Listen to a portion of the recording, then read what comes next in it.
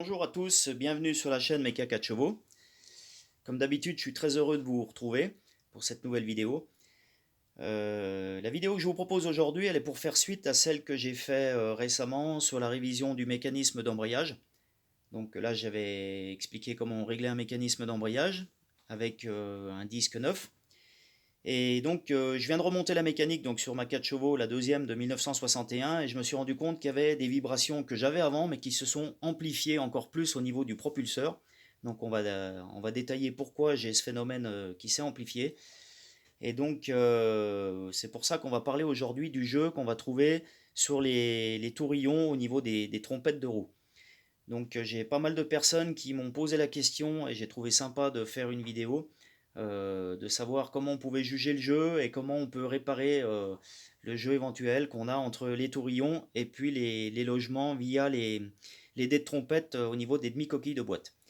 Donc pour rappel, pour les gens qui découvrent la mécanique de la 4 chevaux sur le train arrière, donc on a le propulseur sur la 4 chevaux, on a la boîte à vitesse, on a le moteur qui est derrière. Et donc sur la boîte à vitesse, on a deux demi-coquilles de boîte qu'on va trouver de chaque côté, qui viennent d'un côté prendre les roulements du pont, avec c'est des roulements à rouleau conique, et puis de l'autre côté, donc on vient avec des logements ici, pardon, qui servent à remettre les dés de trompette qui viennent justement, la trompette vient via ici on a le cardan qui vient à l'intérieur et on a le dé de trompette qui vient entre les deux pour faire la liaison angulaire entre les deux. Voilà, pour récupérer le jeu qu'on a ici. Donc voilà un petit peu le principe de la trompette. Donc ce qu'on appelle vulgairement la trompette, c'est cette longue pièce qu'on a ici qui fait à peu près 500 mm. Donc ça c'est taillé monobloc. Donc autant dire que dans l'état actuel de la pièce, c'est très difficile de réparer. Il faut une énorme rectifieuse parce que la pièce entre cette partie-là et l'autre bout, on a 500 mm. Donc d'origine, elle est en 3 morceaux. Chez Renault, il l'a fabriquée en 3 morceaux. Donc cette partie-là, ici, on voit qu'on a une soudure par friction. Donc cette première pièce était faite sur une machine chez eux. Après, on a un tube de liaison. Ici, on a le support pour l'amortisseur arrière. Donc ça, je précise, c'est le deuxième montage de suspension, puisque avant 1954, on a encore le système de suspension avec le système hydraulique qui est dessus, avec les leviers. Donc là, on a déjà la patte pour recevoir l'amortisseur hydraulique, donc indépendant. La coupelle d'amortisseur, la coupelle de ressort, avec normalement ici, on a le tirant pour le ressort, le tirant de retenue. Et là, donc, la deuxième pièce, donc le tube complet, et encore une soudure par friction, où là, on a le boîtard à l'arrière qui va recevoir le roulement, et le flasque de freinage avec toute la tripaille intérieure. Donc voilà. Donc cette pièce-là que j'ai dans les mains fait 500 mm de long. Donc autant dire qu'il faut une grosse machine pour si on voulait se remettre entre pointes d'un côté et de l'autre pour la faire tourner de façon à pouvoir venir rectifier les tourillons. Donc même si vous achetez chez nos vendeurs de pièces, on peut trouver ce qu'on appelle les dés de trompette, donc qui viennent de part et d'autre de la trompette. D'origine, c'est des montages avec des aiguilles, donc pour faciliter la rotation. Donc même si vous achetez chez eux des dés de trompette neuves, on aura la cote d'origine, sauf que vos tourillons, il y a de fortes chances qu'ils soient abîmés. Donc on va retrouver un jeu qui ne sera pas forcément conforme, et donc on va dépenser de l'argent et ça ne va pas apporter ses fruits. Je pense que le meilleur compromis dans l'état actuel des choses, c'est de refaire faire des dés de trompette en bronze. Donc si les gens qui ont la possibilité d'avoir du bronze à un tour, ben faut le faire.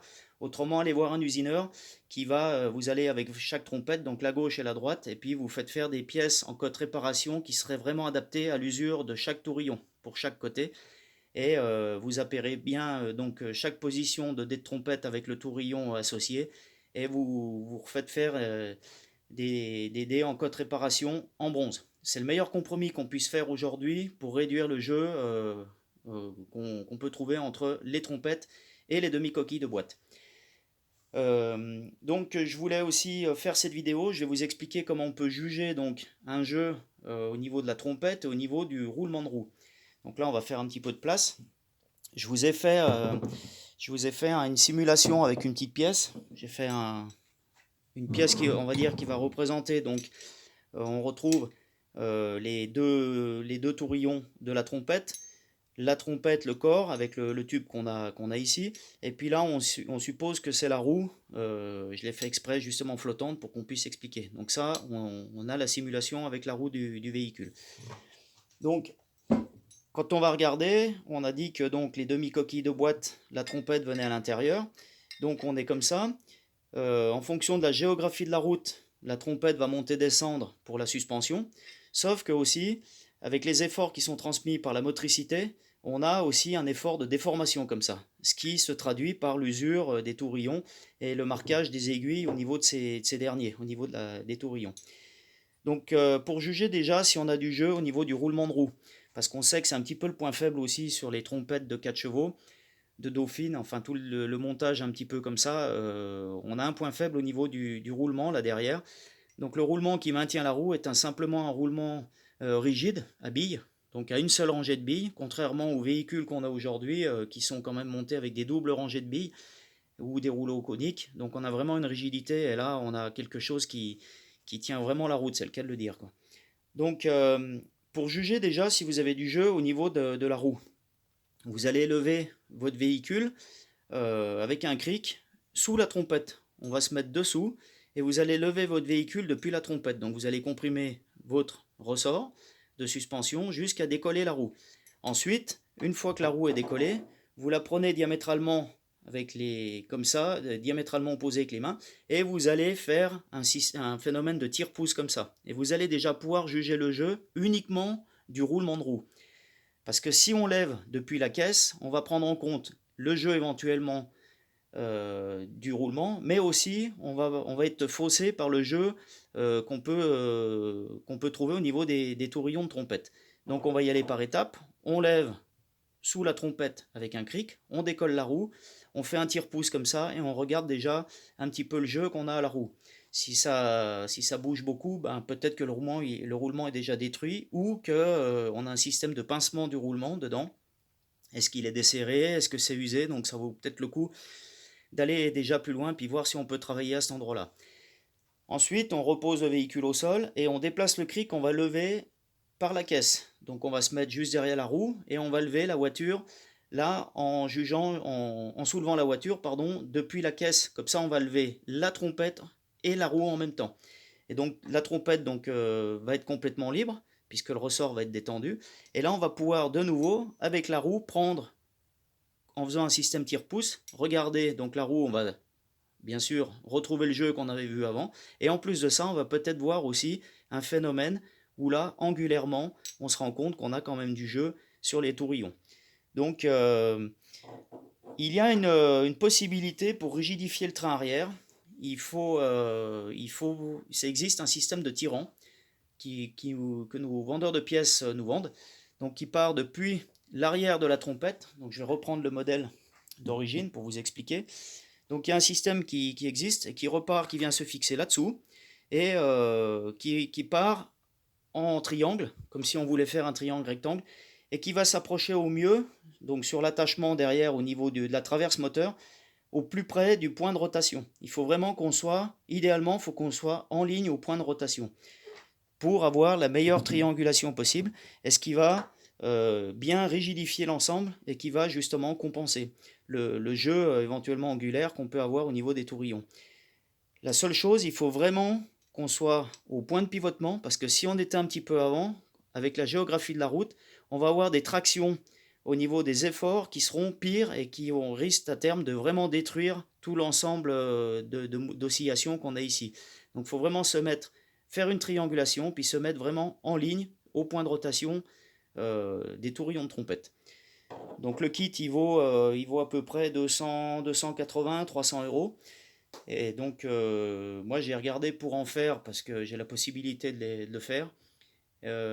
Alors sur les 4 chevaux avant 54, enfin pour toutes les voitures qui ont 6 moustaches et que les batteries sont devant, il n'y a pas de problème pour installer ce système parce qu'on n'a pas la batterie au niveau du moteur à l'arrière.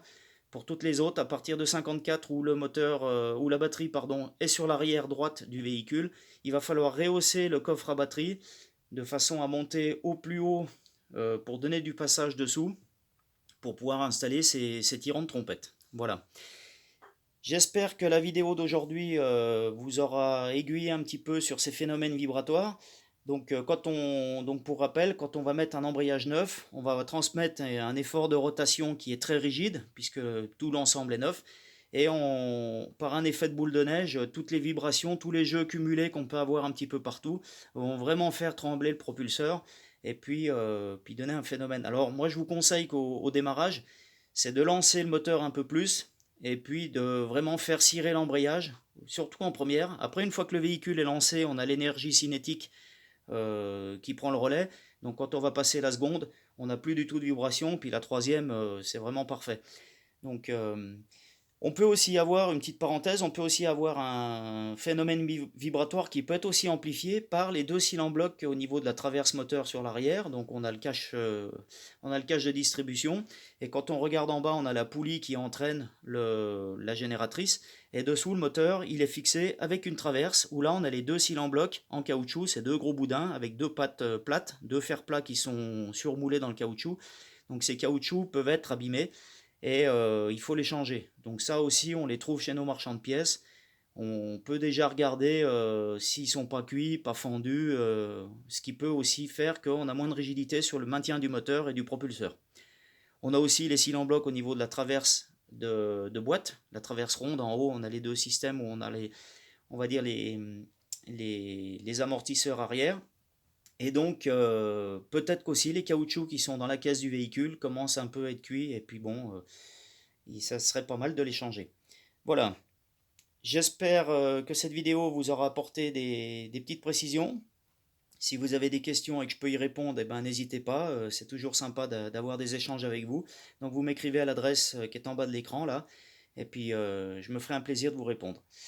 Je vous remercie. Profitez bien. Je crois qu'à partir du 19 mai, ça y est, on peut quand même un peu, entre guillemets, faire ce qu'on veut. Enfin, pas tout à fait, mais on a un peu plus de liberté. Donc profitez-en bien. Bonne restauration à tous. Et puis je vous dis à très bientôt. Merci. Bye bye.